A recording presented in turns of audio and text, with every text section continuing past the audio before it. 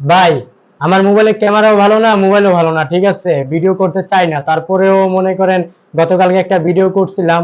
ওই ভিডিও ফেসবুকে আপলোড দেওয়ার পরে মনে করেন অনেকজনের শরীরের ভিতরে ফুসকা পড়ছে।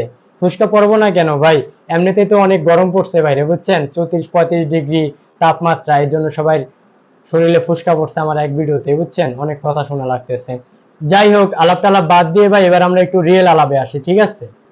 আবেগী বাঙালি জাতিকে টুক্কি দেখিয়ে পিচ দিয়ে মেরে দিলেও এদের হুঁশ থাকে না, এরা বুঝতেও পারবে না। এবার লাইনে আসি ভাই, শুনেন। নির্বাচনের আগে হাসনাত আব্দুল্লাহ কি কোনো সরকারি পদে ছিল? সে কি কোনো সরকারি কর্মকর্তা নাকি কোনো জনপ্রতিনিধি ছিল? তাহলে সে কিভাবে সরকারি তহবিল থেকে টাকা নিতে পারে? কিসের প্রভাব খাটিয়ে সে টাকা নিয়েছিল?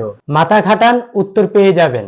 আসিফ মাহমুদের বেলাও একই কথা ভাই। উপদেষ্টা ছিল, ঠিক আছে, কিন্তু পরে তো আর পদ নাই। তাহলে সেও কিভাবে টাকাটা আনলো? এখানেই আসল খেলাটা ভাই। শুরুতে কি করলো? খেজুর বরাদ্দ নিয়ে স্লাইড শো, লাইভ, এই খাতে খরচ, ওই খাতে খরচ, পাবলিক বাহাবা দিল, বাহ কি সৎ। তারপর চুপচাপ, বাহ, 2 মাস পার, কোনো হিসাব নাই। এরপর যা বের হলো সেটাই আসল ছবি। কুমিল্লায় 17টা উপজেলার ভিতরে মাত্র 2টি উপজেলা নিয়ে গেল 25 কোটি টাকা। দেবিদ্বার জেলা 10 কোটি, মুরাদনগর জেলা 15 কোটি, আর 15টা জেলা 10 থেকে 15 লাখ টাকা পায়। এটা কোনো ন্যায় ভাই? দেশে 495টা উপজেলা, আর টাকা যাবে শুধু নিজের এলাকায়, এটা কোনো নিয়ম? বাকি উপজেলার মানুষগুলো কি দোষ করেছিল? তারা কি রাস্তায় নামে নাই? আরো বড় কথা, অনেক জায়গায় দেখানো কাজগুলো আসলে বাস্তবে নাই। নলকূপ নাই, সোলার লাইট নাই, কালভার্ট নাই। তাহলে টাকা গেল কোথায়? নতুন করে টাকার বিষয় সামনে আসলেই আবার লাইভ, আবার স্লাইড শো।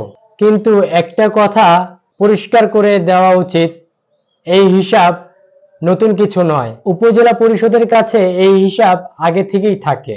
সরকারি বরাদ্দ কোথায় গেল, কোথায় খরচ হলো, সব অফিসিয়াল হিসেবে আছে। তাহলে প্রশ্ন হলো, নতুন করে কি তথ্য দিল হাসনাত?